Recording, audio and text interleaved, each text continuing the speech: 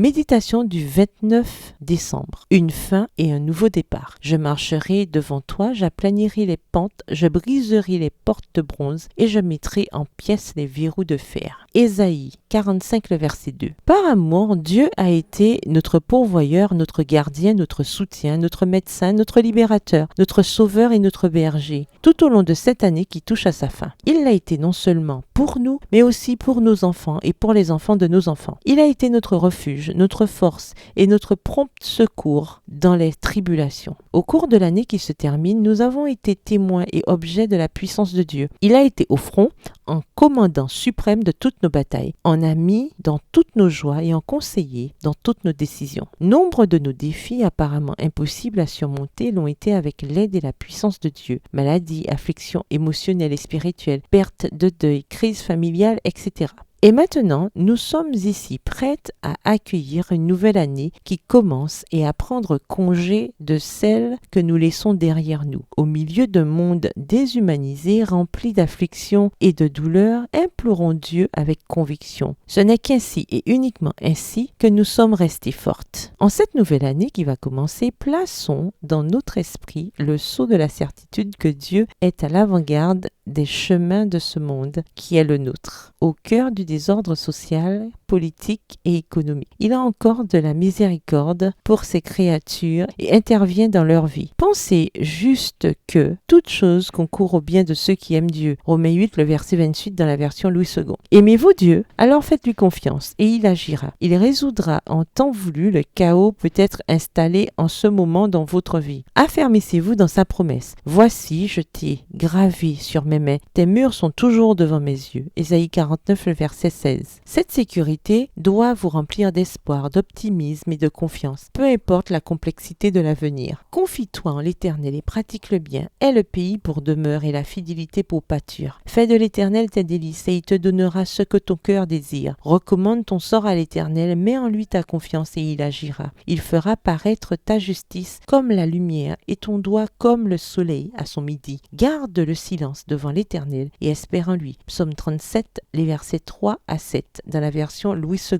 Bonne journée, que l'Éternel vous bénisse.